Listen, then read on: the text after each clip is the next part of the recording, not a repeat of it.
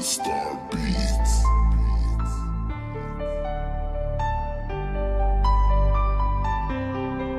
Bonjour et bienvenue dans cette toute nouvelle vidéo pour les terminales en spécialité physique. Donc on va démarrer avec le thème numéro 2, à savoir mouvement et interaction. Ok, comme j'avais dit dans la vidéo présentation. Donc on va démarrer avec un premier chapitre qui concerne l'étude du mouvement. Pareil, en fait, en réalité, ce chapitre, il doit être regroupé avec un autre, mais j'ai dissocié afin qu'il soit plus digérable, ok, et que vous puissiez bien comprendre la suite également de la mécanique, parce que si vous ne comprenez pas, ces deux premiers chapitres qu'on fera, malheureusement, la mécanique va vous paraître très compliquée. Ok. Donc tout d'abord, le but ici, ça va être d'étudier le mouvement dans le système. Donc pour ce faire, on va avoir quelques petits rappels sur l'étude du mouvement. Ensuite, dans le second temps, donc on va s'intéresser aux différents vecteurs qui permettent de décrire un mouvement. Puis on va terminer avec le repère de Freinet et l'étude du mouvement particulier. Let's go. Alors pour décrire un mouvement, tout d'abord, il a été vu en classe de seconde et de première qu'il faut deux choses. Il faut donc un référentiel, l'objet par rapport l'objet de référence qui va permettre de voir par rapport auquel vous avez décrit un mouvement, et l'objet dont vous avez décrit un mouvement, qu'on appelle le système. Alors, parmi les référentiels, donc, on a trois types qu'on va considérer comme galiléens, nous en terminale. Vous comprendrez justement dans le chapitre 2 pourquoi galiléen.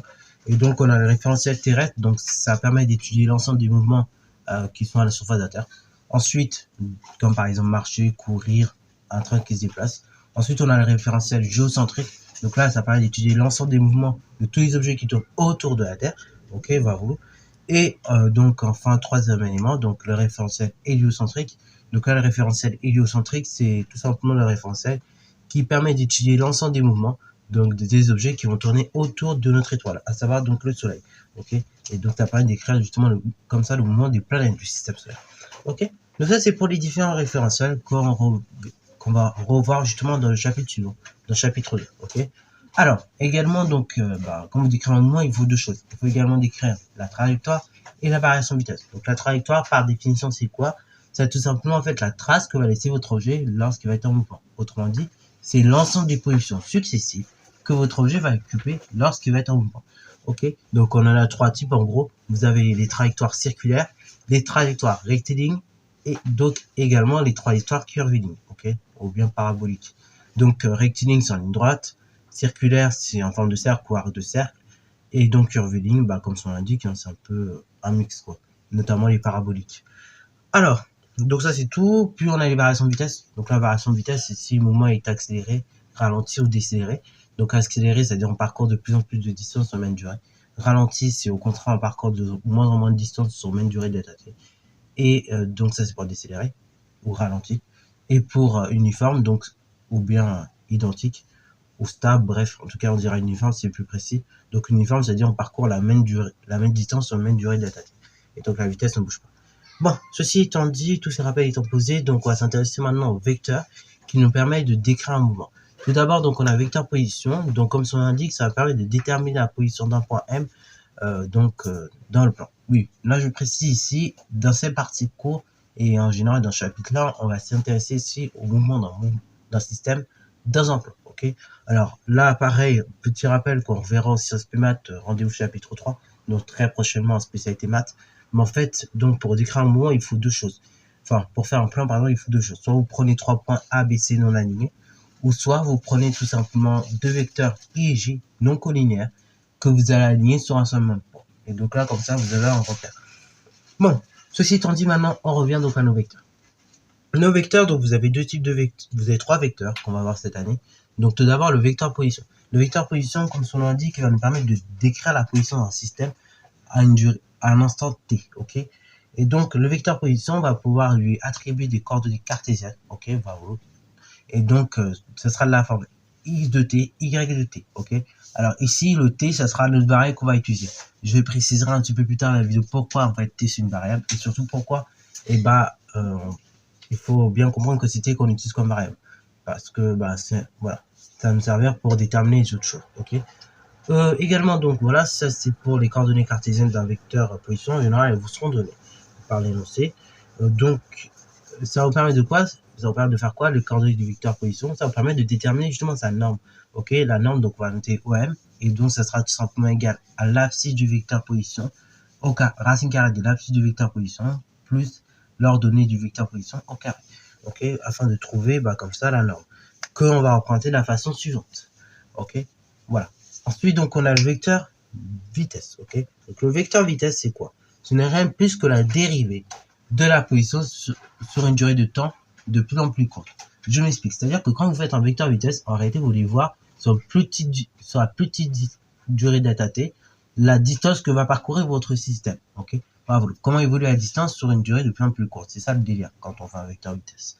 Donc la distance parcourue sur une durée de temps de plus en plus faible. Donc vous allez faire varier la position en fonction de la durée de temps. Ok, si on doit voir ça comme ça. Et donc c'est ce qu'on appelle une dérivée. Ok, on fait la dérivée de la position par rapport au temps.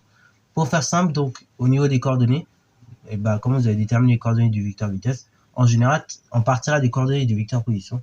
On va donc dériver l'abscisse du coordonnée, enfin l'abscisse donc du vecteur position, ça donne l'abscisse du vecteur vitesse. On va dériver l'ordonnée du vecteur position et donc on aura l'ordonnée du vecteur vitesse. Ok. Au niveau de la norme, donc ça nous donne que la norme ce sera égal toujours à l'abscisse racine carrée de l'abscisse du vecteur vitesse au carré plus l'ordonnée du vecteur vitesse au carré, ou bien ce sera égal à une position, une distance parcourue divisée par une certaine durée delta t. Ok. Au niveau de la représentation, donc ça veut dire que grosso modo on aura une tangente à la trajectoire sur un point donné. Ok, le vecteur vitesse il sera tangent à la trajectoire. Ok, en un point donné bien évidemment. Donc ça c'est pour le vecteur vitesse. Et donc pareil, en fait, si on passe du vecteur vitesse au vecteur position, dans l'autre sens, on fait ce qu'on appelle la primitive. Donc là, pareil, ce sera pas l'objet de ce chapitre-là. Pour le coup, on en reparlera dans le chapitre 6. Voilà, comment revenir du vecteur vitesse au vecteur position. Ok, et après donc trouver les équations horaires du mouvement. Ce sera l'objet justement du chapitre 6. Mais donc, dans le sens, ça s'appelle primitive. Ok, et donc là, pareil, on en reparlera chapitre 6. Et entre deux, j'espère qu'on aura le temps quand même de faire la leçon en maths. Sinon, je vous en reparlerai quand même. Également, donc, troisième type de vecteur qu'on nous embarque un petit peu nouveau, c'est vecteur accélération. Le vecteur accélération, ça consiste à quoi? Ça consiste donc il est obtenu par dérivée du vecteur vitesse sur une durée de temps de plus en plus faible. C'est-à-dire qu'on va voir comment évolue la vitesse sur une durée de temps de plus en plus faible. Ok, c'est ça le délire. Et donc le vecteur accélération, ok, on va l'écrire comme la dérivée de la vitesse par rapport au temps. Et donc, du coup, par conséquent, au niveau des coordonnées, ça veut dire on aura donc la coordonnée x de l'accélération qui sera égale à la dérivée la coordonnée x de la vitesse. Et la coordonnée y de l'accélération sera égale à la dérivée la coordonnée y de la vitesse, ok, du vecteur vitesse, ok.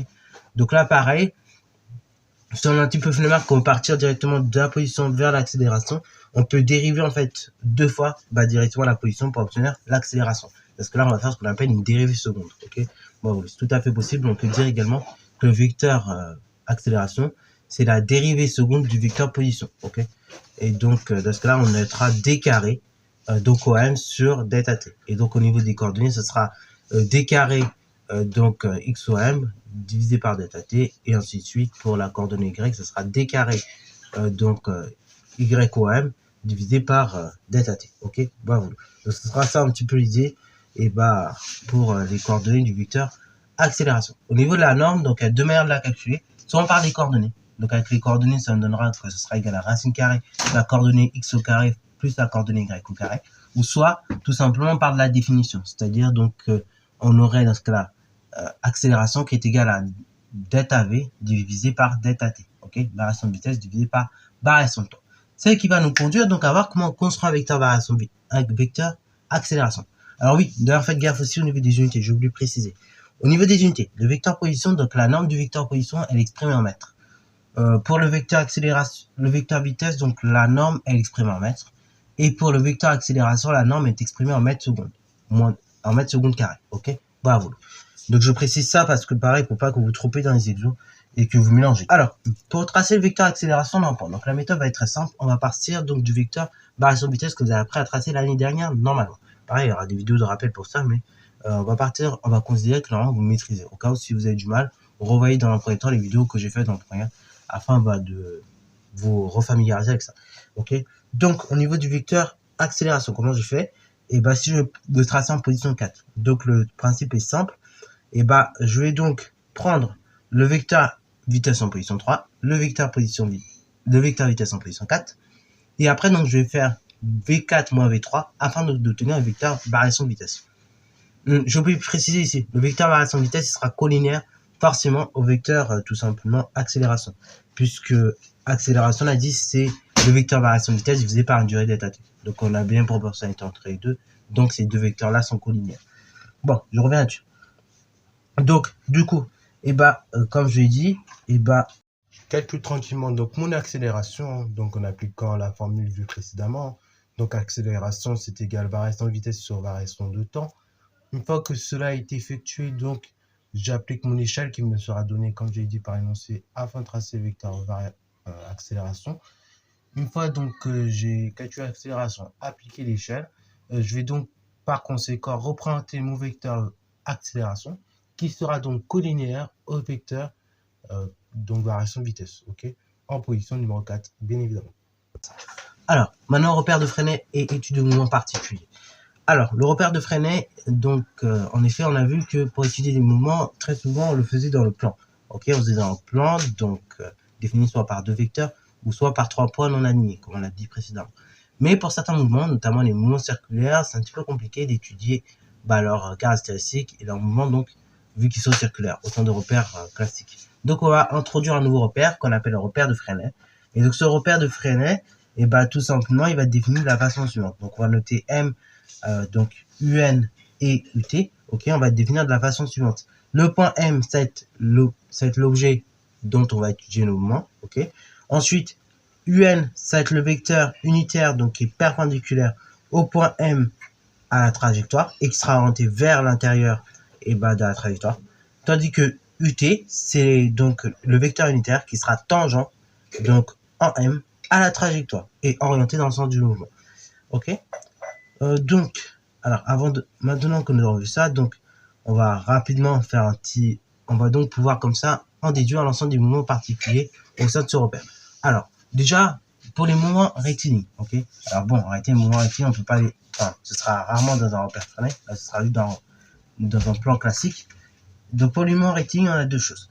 Donc, soit les rectilignes uniformes, ou soit les rectilignes uniformément variés.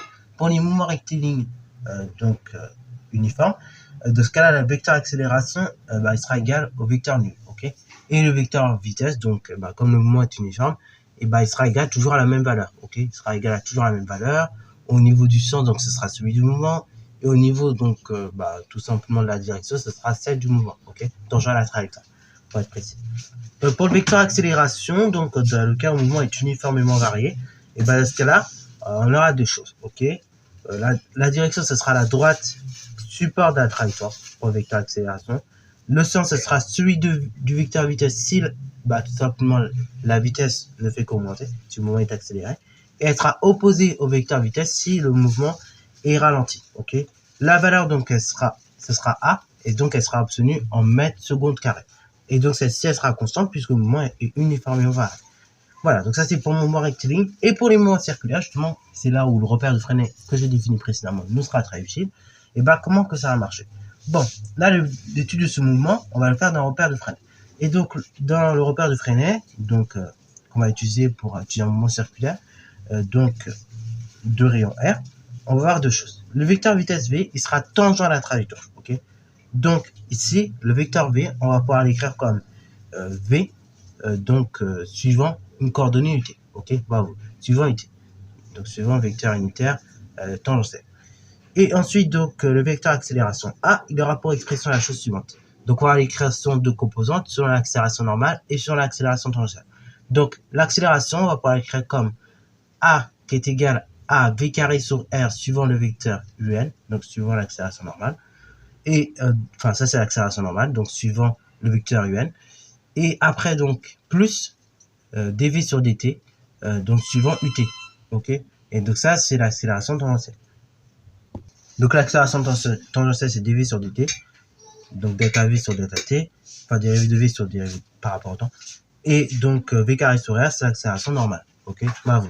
Dans le cas où votre mouvement, il sera tout simplement circulaire uniforme, justement, on va voir ce qui se passe. Et après, donc, on verra ce qui se passe lorsqu'il est circulaire. Dans le cas du mouvement circulaire uniforme, donc au niveau du vecteur vitesse, comme je dis, la direction est tangente à la trajectoire. Au niveau du sens, c'est celui du mouvement. Et donc, au niveau de la valeur, elle est constante. Et donc, elle va mettre par seconde. Au niveau du vecteur accélération, donc là, comme le mouvement est circulaire uniforme, donc au niveau de la direction, elle sera variable et perpendiculaire à la trajectoire. Ok, bah voilà. Donc l'accélération tangentielle sera nulle. Le sens, donc ce sera vers le centre de la trajectoire. Ok, bah voilà. Et l'accélération, donc ici, ce sera en mètres par seconde et ce sera égal à v carré sur r, puisque la composante suivant ut sera nulle. Donc l'accélération va pouvoir exprimer seulement sur la composante un. Ok, et donc l'accélération, ce sera juste égal à l'accélération normale dans ce cas précis. Ok. Dans le cas où le mouvement est circulaire varié, dans ce cas-là, au niveau du vecteur vitesse, donc direction tangente à la trajectoire, sens celui du mouvement, et au niveau de la valeur, donc elle sera en mètres par seconde. Et cette valeur, elle sera variable. Puis au niveau du vecteur accélération, la direction est variable et non perpendiculaire par contre, et bah tout simplement à notre trajectoire. Ok, c'est-à-dire que l'accélération tangentielle, elle sera non nulle. Et donc on aura un mouvement qui n'est pas uniforme dans ce cas précis. Le sens donc toujours vers l'intérieur de la trajectoire. Et donc la valeur, bah, ce sera A qui sera exprimée en mètre seconde carré. Et donc ce sera la valeur de la vitesse au carré divisé par le rayon. Donc le rayon de votre trajectoire. Ok, vous voyez le délire? Voilà, donc c'est tout pour cette vidéo. Assez costaud je trouve personnellement. Voilà. Mais ne vous inquiétez pas, on fera des exos. Ça va un petit peu permettre à ce que ce soit plus digeste. Et après, on abordera le second chapitre. Donc, sur ce, ça fin de cette vidéo. J'espère que ça t'a plu. Si c'est le cas, n'hésitez pas à liker, commenter et c'est toi en mathématiques et en sciences.